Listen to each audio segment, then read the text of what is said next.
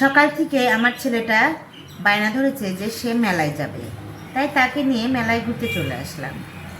আসসালামু আলাইকুম, সবাই কেমন আছেন? রাফির স্কুলে 2 দিন ব্যাপী নারী উদ্যোক্তা মেলা হচ্ছে। স্কুলের শিক্ষিকা ও অভিভাবকরা মিলে বিভিন্ন স্টল দিয়েছে। আমরা স্টলগুলো ঘুরে ঘুরে দেখছি। কেউ দিয়েছে হাতের কাজের 3 পিস, কাঁথা, বাচ্চাদের কুশি কাটার জামার স্টল, আবার কেউ দিয়েছে নিজ হাতে কেক বানিয়ে নিয়ে এসেছে। কেউ ঘি, আচার, সরিষার তেল বিভিন্ন স্টল দিয়েছে। এভাবে যে যা পারে তাই নিয়ে বিভিন্ন স্টল দিয়েছে। আমাদের দেশের মেয়েরা ঘরে বসে বিভিন্ন রকম কাজ করে নিজেই নির্ভরশীলতার পরিচয় দিচ্ছে। তার বড় প্রমাণ হলো এই নারী উদ্যোক্তা মেলা। এই মেলায় ঘুরতে এসে আমার নিজেরও অনেক ভালো লাগলো। এখানে পাশে আর একটি ভাবি স্টল দিয়েছেন। ইনি হচ্ছে বাঁশের তৈরি বিভিন্ন জিনিস, মাটির তৈরি বিভিন্ন জিনিস নিয়ে এসেছেন স্টলে। ফুলদানি, কাপ পিরিচ, হাঁড়ি, তারপরে হচ্ছে গোলপদানি, বিভিন্ন ধরনের জিনিস উঠেছেন। এই ভাবিটা হচ্ছে কুশি কাঠার কুসুম কাবার থেকে শুরু করে বিভিন্ন 3 পিস, বাচ্চাদের ড্রেস, বিভিন্ন আইটেম তুলেছেন।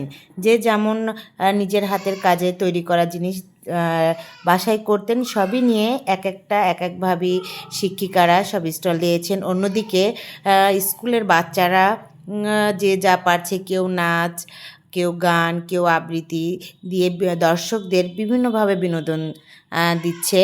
দেখতে খুবই ভালো লাগছে আসলে। এই যে বিভিন্ন গার্ডিয়ানরা, বাইরের হচ্ছে যারা আশেপাশে সবাই আছে, সবাই মেলায় অংশগ্রহণ করেছে। নারী উদ্যোক্তা মেলা আসলে নারীদেরই তো আসলে বিশেষ অগ্রাধিকার। এই জন্য সব মহিলারাই বিশেষ করে এসেছেন।